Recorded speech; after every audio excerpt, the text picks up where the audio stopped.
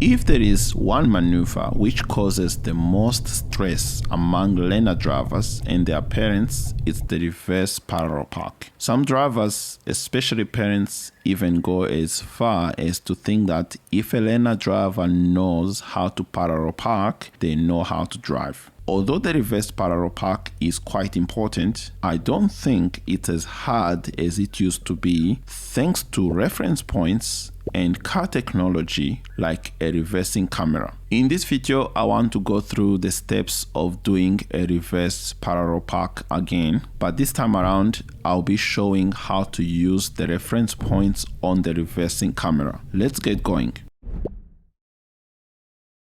The first thing you have to do when approaching the parked car is to check the rear view mirror, left side mirror, and indicate left. Next is to line up the car properly so that it's parallel to the parked car. You want to be about 0.5 to 1 meter from the parked car. You don't want to be too far like this. So keep the car parallel to the parked car, not on an angle like this or like that.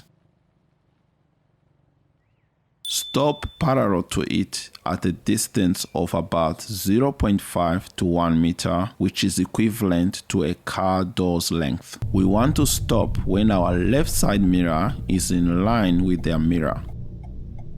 This reference point doesn't contribute much to the maneuver itself, but it gives us a good stopping position. Don't stop too far forward or too far back. Next, we'll prepare, observe, and then reverse. To prepare, we put the car in reverse gear. To observe, we check all 3 mirrors and both blind spots. And we also have to physically turn our head and look at the rear. Now we are ready to start reversing. If there's a car approaching from the front or from the rear, we need to stop and wait for them to either pass us, or some drivers might even decide to wait for us. Now we will reverse to our first reference point. The first reference point is when the middle of the rear passenger window is in line with the brake lights of the parked car, or whatever is on the back of the car, such as a spare tire on 4-wheel drive vehicles. We line up the middle of the rear passenger window with whatever object is at the back of the car. For most cars, it's going to be the brake lights. Depending on the size of your car, you can also line up a third of the rear passenger window with the brake lights instead of the middle. Either reference point works. Just experiment to see which one suits your vehicle the best. A third of the window usually works best when you are parking between 2 cars. Now we start steering full lock to the left until we see our second reference point. The second reference point is when we get to a 45-degree angle. As I mentioned in the past video, you can line up with a physical object like a tree, a driveway, or a house that you think is at 45-degree angle. However, if you have a reversing camera, you can use the lines on the camera to help you find the 45-degree angle. For example, in this car, I know that when the corner of this line on the camera reaches the curb, that's my 45-degree angle. So it's the corner of the camera lining up with the curb. This works for most cars, but you might have to experiment a bit to find the exact point on your reversing camera. Once the corner of the line touches the curb, that's our 45-degree angle. Now we need to straighten the tires. To straighten the tires, we turn the steering wheel 1.5 turn to the right. For most cars, it's 1.5 turn, but in some cars, it could be 1 turn, and in other cars, it might be close to 2 turns. So get to know your car. The purpose of the 1.5 is to straighten up the tires, and the best way to do this is to use the logo in the center of the steering wheel as a guide. This is a half, this is 1 turn, and this is 1.5 of a turn.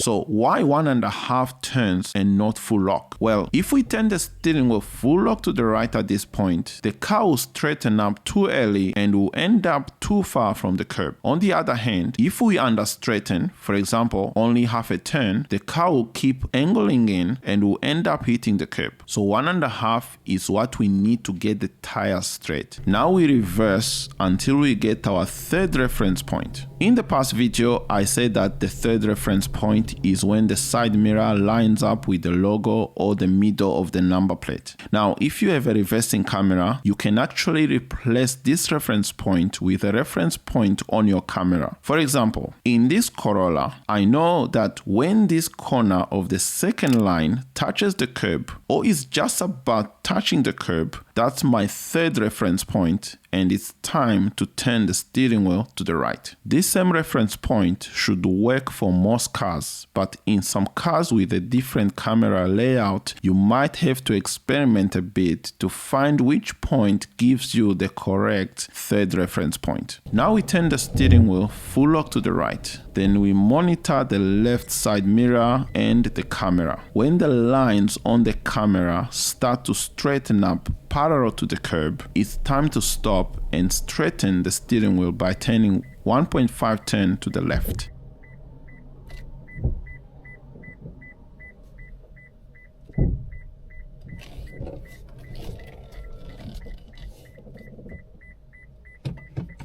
In some cases, you might also have to go forward a bit to do some fine tuning, and that's the maneuver done.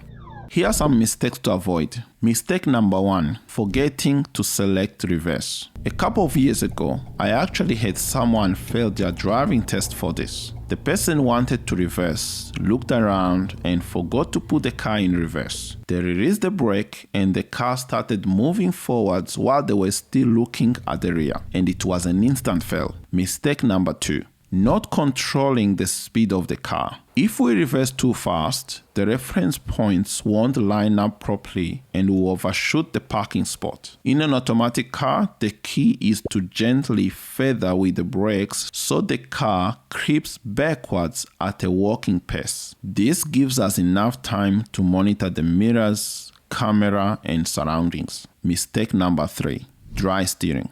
Dry steering is when we turn the steering wheel while the vehicle is stationary. Although it doesn't cause as much damage as it did to cars from the 1990s, it still wears off the tires if we turn the steering wheel while the car is stationary. It's best to avoid dry steering whenever we can. There are times when we might need to dry steer, but for parallel park and most other maneuvers, we want to avoid it. Mistake number 4, relying on the reversing camera. The reversing camera is a great tool, but it doesn't replace us as a driver. It only assists us, so it's important not to rely on it entirely. We still need to check our mirrors, our blind spots, and physically look behind. The camera could also break down or get covered in dirt or rain, which might require us to park without it. So use the camera as an aid, not as a replacement for proper observations. And one important thing to keep in mind, if you are doing your driving test and you rely entirely on the reversing camera without doing your physical checks, this can result in an immediate fail. Mistake number 5, not straightening up the tires at the 45-degree angle. This step is critical. If we don't straighten the tires once we reach the 45-degree angle, this technique will not work. The car will either end up too far from the curb or it will hit the curb. So remember, once you reach the 45-degree angle, turn the steering wheel 1.5 turn to the right to straighten the tires before continuing to reverse. Other mistakes to avoid that can stop this maneuver from working or even cost us points on the driving test include not carrying out proper observations before turning the steering wheel, signaling too late or not at all, stopping too close to the front car, stopping with the car angled instead of parallel, turning the steering wheel the wrong way, and forgetting to engage the handbrake or the parking brake after parking.